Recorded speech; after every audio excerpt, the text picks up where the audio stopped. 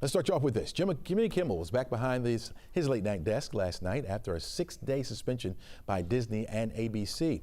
This was the most visible fallout from his controversial remarks on the killing of controversial activist Charlie Kirk. In his first monologue back, Kimmel struck a defiant but reflective tone, saying his intent was satire, not cruelty, while warning that comedy itself is under pressure in today's political climate.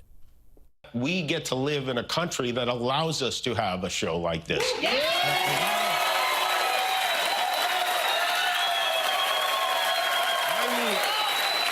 I've had the opportunity to meet and spend time with comedians and talk show hosts from countries like Russia, countries in the Middle East, who tell me they would get thrown in prison for making fun of those in power, and worse than being thrown in prison. They know how lucky we are here. Our freedom to speak is what they admire most about this country.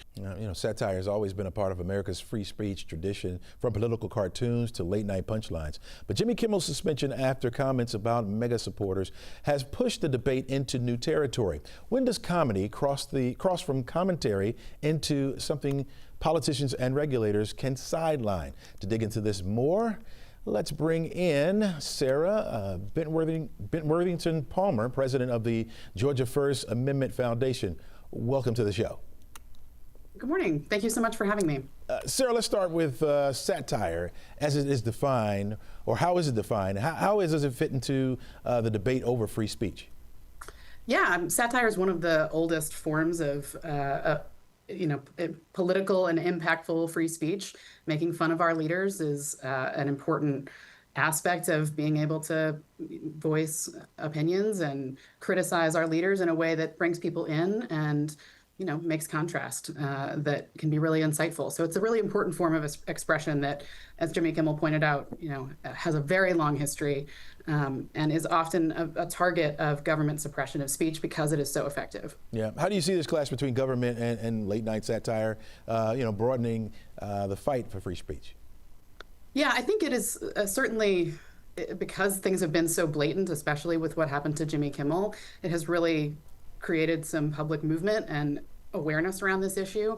I think, cancel culture and that whole debate has been raging for years, but that usually is talking about private actors making decisions about speech of other people.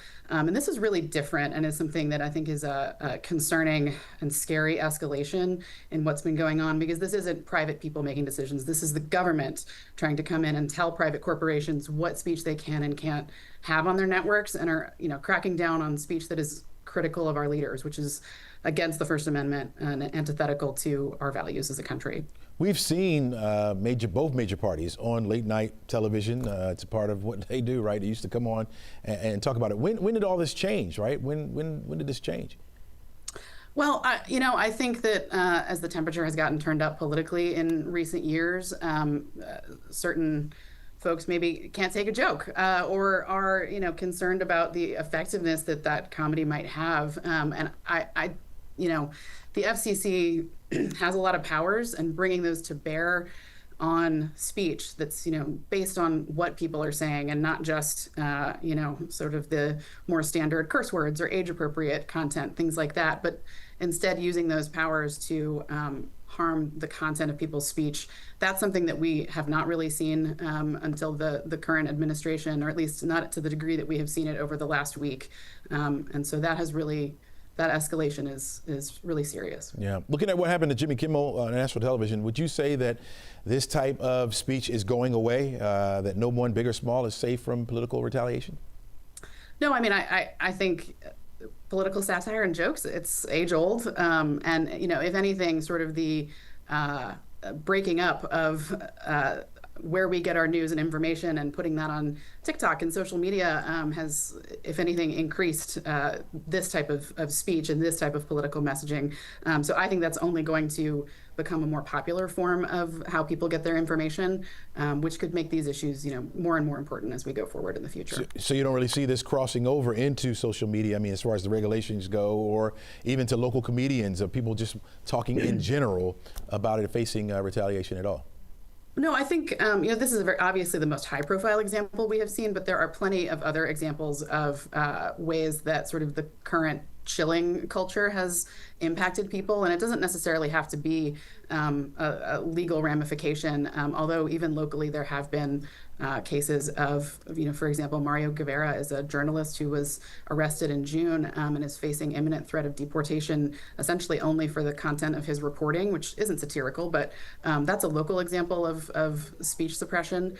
And we haven't seen government action on things like stand-up comedians in the same way that we have on late night.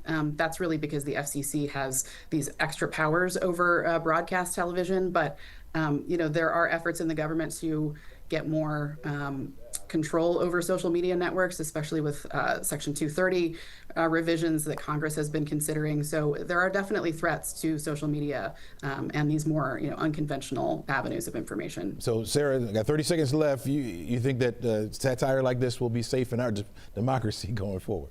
I certainly hope so. I think what we've learned in the past week is that this is a type of expression that the people want.